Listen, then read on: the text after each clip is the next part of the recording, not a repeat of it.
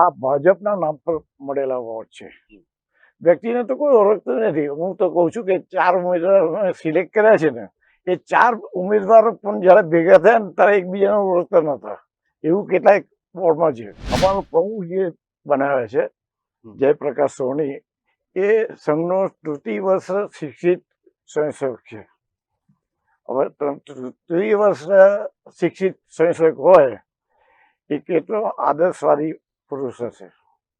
મક્કમ, એકદમ પરફેક્ટ. એને ગુંડો અને ચોર કે એની શું ઓકાત છે?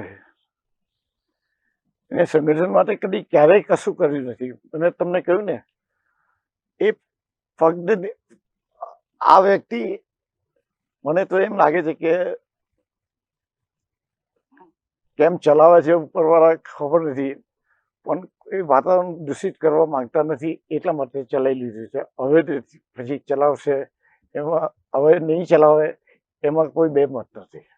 આ તમે સમજીને ચાલો. હવે એ માણસે પેલી શું કે પગ એ કઈ શું કહી છે, પગપૂરી એટલે અવનવા સેન્ટર્સો ખોલી લેવાની, પણ એનીમાં ફસાય છે. પગપૂરીઓ એ જ લાવે છે. એના જે નિવેદનો આવે તો આપે માનો છો કે એનાથી તમારી પાર્ટીએ જે ધ્યેય નક્કી કર્યો છે એનાથી તમે ડિસ્ટ્રેક્ટ થઈ જાવ છો. તો પાર્ટીએ તમને શું નથી આપ્યું? પાર્ટી જ્યારે તમને બધું જ આપે છે તો પછી એ તમારો પણ વારો છે કે તમારે પાર્ટીને જ્યારે જરૂર છે ત્યારે તમારે આપવું જોઈએ. જીતુભાઈ, એ વાત સાથે સહેમત છો કે કેમ? તો પછી આવા નિવેદનો કેમ આવે? ફસટ થયેલો માણસ છે, હવે એને શું કરવા.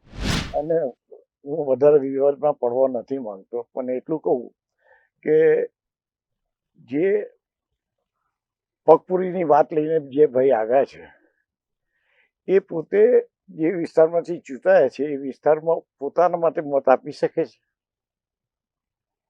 પોતાના માટે મત આપી શકે છે? નથી આપી શકતા. તો એ મોટી 7 નંબરના ચપ્પલની પગપુરીઓ હોય, બાકી મારો દીકરો તો નથી જ.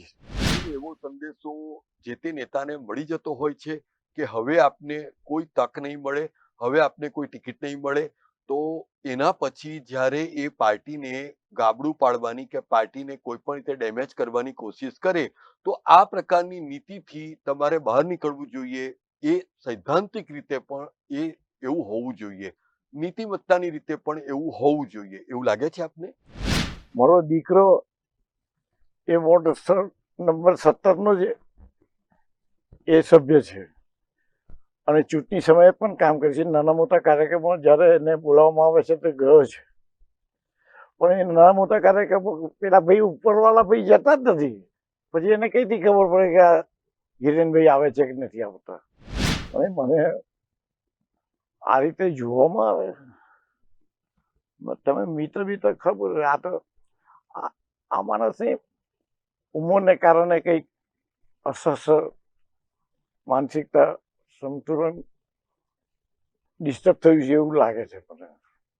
એટલે એનું કશું કહેવાનું ના, પણ મારા પ્રમુખને એને ગાંડો ને ચોર કયો છે એ તો કોઈ સંજોગોમાં ચલાવી લેવું જોઈએ નહીં.